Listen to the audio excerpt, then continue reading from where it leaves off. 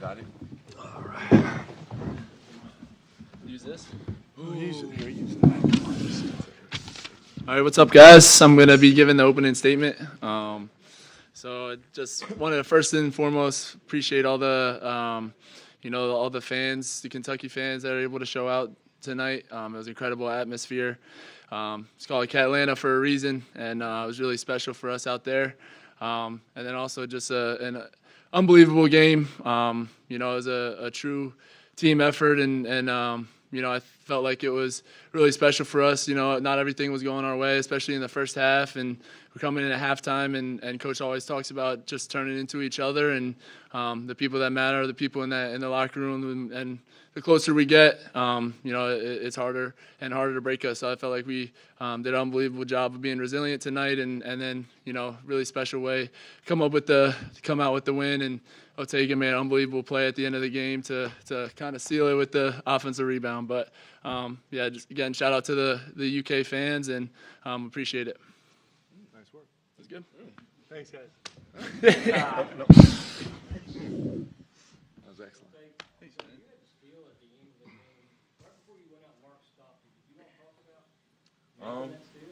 Yeah, I mean, he just told me to go make a play, be aggressive.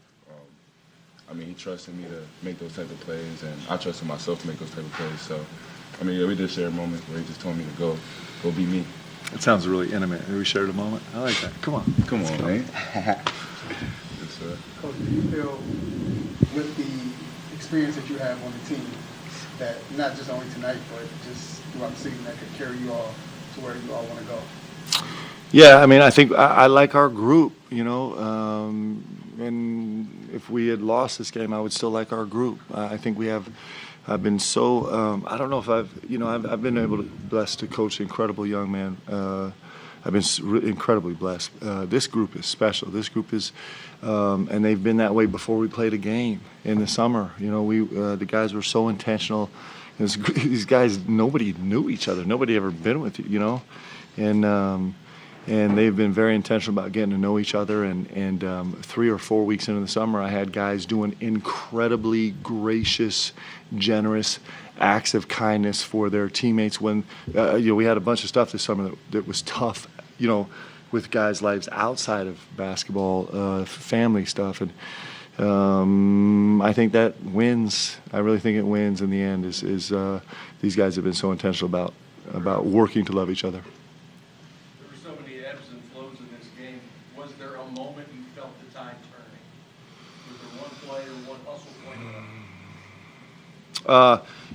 I was really proud of how the guys came out in the second half. So we're always trying to monitor our energy on our team. The guys are really conscious of where they're letting their minds go, right? And so I think the first half was, the last 10 minutes of the first half was really frustrating against us. We gave up 46 points. That's not characteristic of us. It's not who we are as a team.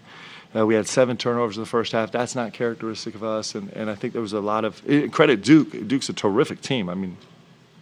Come on. A ton of credit to this great Duke team. But what I was really proud of is guys went and sat in the locker room, and all it was constructive. The guys do most of the fixing before I even get in the locker room.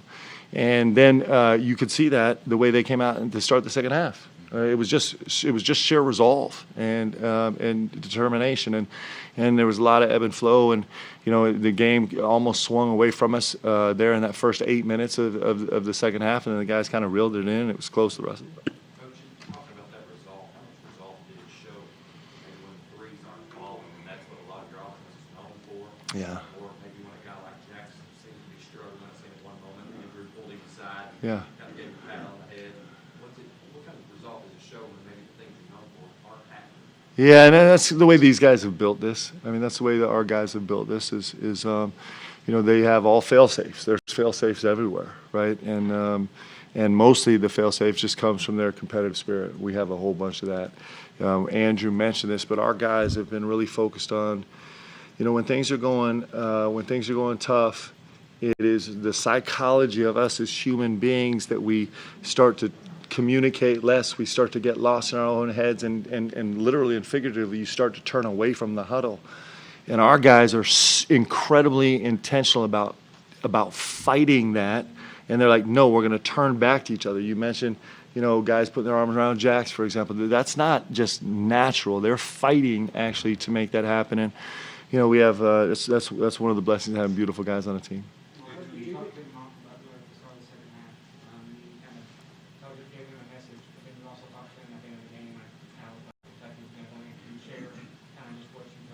Oh, me? Yeah, so, Lamont is the foundation of this team. And, if you get to know Lamont Butler, like, he's one of the best people that I've ever met. That's just not an overstatement. And he's a winner. He's a winner. And so we just talked about that, like, we're riding or dying together, man. That's how this team is. Like, I feel the same way about Otega. I feel the same way about Drew. It's like we're our guys. We're each other's guys, and, like, we're not going away from each other. If we have a bad half or a bad play or a bad game, like, we're running back to each other. And that was a conversation we had with Mont. He doesn't need much. He's just a winner's heart. But he had an unbelievable second half. He really gave us a massive lift in the second half. Perhaps this question can maybe be for any of the three of you. Was there any inkling at all with all the, newspaper clippings and rumblings about the Dukies and the cool classes and everything else? Did that give you guys a little bit of extra motivation or just chip on the shoulder? I wouldn't say extra motivation, because we try and just look at every game like it's a normal game. We prepare the same way, and we trust in the work that we do every single day. But we also know the history behind this rivalry. So obviously we want to put on and do well for Big Blue Nation. But really just want to go out there and do the things that we know we can do. Just stay solid, stick to our principles, and then if we do that, we're going to get a win, which was the outcome. So obviously the rivalry is huge, but we didn't look at it just as, let's go out there and try and do stuff that we don't usually do. Let's just be calm and composed and just play the way that we know how to. And the players too aggressive and ones in the final minutes. Yeah. Did you see anything differently as the game went down there, or was that just need to go get a couple of buckets?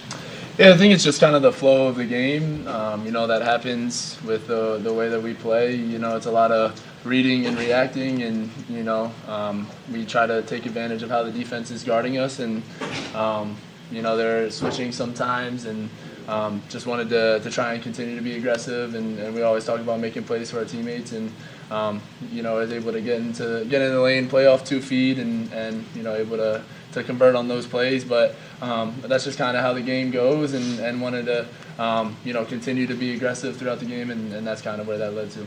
Like you said, you got 46 points in the off season. You guys obviously came together, didn't know each other.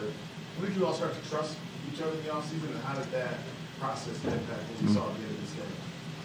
Yeah, I can start. I think it's really important for us. We had a lot of older guys, and we really learned each other off the court. And a lot of teams are able to say that, but it was really cool being a part of a brand new team, just because everybody didn't know anybody else. So everybody had to have the same amount of effort to get to know and love and serve and care for your teammates in the same way, because you didn't know any of them. So for us, it was a really cool growing experience, and I feel like just because everybody had a concerted effort on it, it allowed us to really connect super quickly and get to know each other super quickly, and it translated right to the court. You got anything? Let's see. Otega. You want some of that? I was just kind of going to piggy off what Andrew said. We're an older group, so if we want to do big things on the court, we have to get along off the court. So I'd say it kind of just started in the summer. We all have a common goal, which is to win big. So we just know if we want to do that, we have to come together in hard situations, and I feel like that kind of showed today. My fault. No, that's all right. Mark, for you personally, what was that big at the end like, talking to Big Blue Nation like that? It's great. Listen, I said this in the post game, but it's really important. I think one of the things that's great about our team is that this is not actually about us. It's not about me. Like, if this gets about me, it gets too big. I think if it gets about Andrew Carr, it gets too big. We're a pretty faithful group, and we get to learn that this isn't really about us. And so I think the best part about all of us being able to acknowledge our fans in the stands is it's just an extension about that. This is about us. It's not about me. If Andrew has to carry around the burden of this being about him, it's too big. If Otega has to carry around the burden of this being about him, it's too big. And it's actually not very rewarding. But when it can be about us, that's when it's magic, right? That's the gospel. That's life. As this team has really adapted that. So getting to walk around and just acknowledge everybody, it's just like, it's us. It's us. It's these guys fighting on the floor. It's all BBN showing up. It's a brilliant thing, and we get to be at the best place in the world to do it. Mark, given that you have a veteran team, did the conversations now change in terms of how to handle success? Because everybody might have had individual success at different places they were, but I feel like it's different when you're successful at Yeah, it's we'll have the conversation for sure about trying to stay off social media, and we'll try and do that. What's ironic, not ironic, it's just relatively interesting maybe, is that we would be having the exact same conversation that we lost, right? It was, when you get a locker room that's right, like these guys are trying to grow into a right locker room, you just don't have the space to bring in all the other stuff, right? And most of the things that they're going to hear outside are going to be counter to what is making this group really special right now, and gives us a chance to, do the impossible, which is to be special this season. So, I think we'll continue to have the reinforcing conversation we're having, but I actually think, I think these guys are enjoying this right now. Well, going back to thinking about the quick picture, Jackson obviously didn't have games he's used to having. For guys who just pick him up and find a way to win this game without him, what would you say? Yeah, we didn't win without Jax because Jax has such an impact. Talk about a gravity guy. Like, you just throw Jax on the court, and it's like four guys are leaning towards him, right? So, his numbers might not have been huge, but he has an impact when he walks in the gym, right? He has an impact on the scout. He has an impact on all those things. And this team is built this way. Jax is grown into an exceptional leader, just exceptional. Yeah. Mm-hmm. And these guys know that it's not about him either. It doesn't mean we don't all care and want to be successful individually. We sure do, but it's not about Jax either. I think Jax is made a huge contribution tonight in all the ways he does, and he's. Come on, that's a dangerous man. That's a really dangerous man. Both players. Mark told me in spring we saw Otega at Oklahoma. We saw Andrew at Wake Forest. They were good players. Wait till you see them in a Kentucky uniform because of the appreciation. Or maybe a chance you might think may never have happened. Is that any of that playing how you guys are playing? Yeah, I'll just say, wearing Kentucky on your chest, you just have to carry yourself a certain way. And you know that you're not just playing for yourself, you're playing for a whole nation, you're playing for your brothers. So, it's a dream to play for Kentucky. And the fact that I'm here and the fact that AC's here, I know it just makes everyone want to play harder. So, I would say that just wearing a Kentucky jersey definitely makes me want to go out there and play.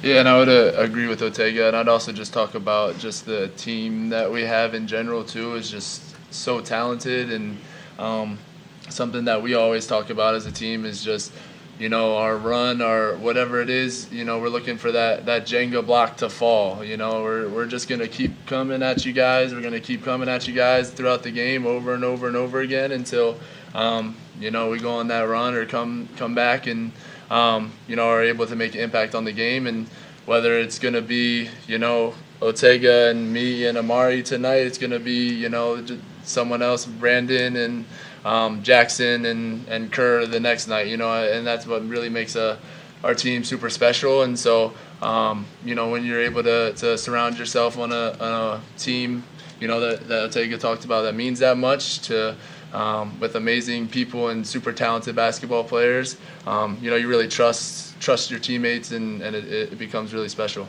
Who gets to coach guys like this? Come on, man. That's awesome. How much of the game plan was around trying to kind of attack with your five through the middle of the floor, Yeah. and then the decision to go to Andrew Small, go to him to five? Yeah, it's a space we've messed around with a lot, and credit to Duke. They chose to guard us in two different ways. One really pressure five, and one really back off the five. And both of them were a little problematic for us with the other pressure on the court. It was a great game plan on their part, and and they execute it really well with the length and talent that they have.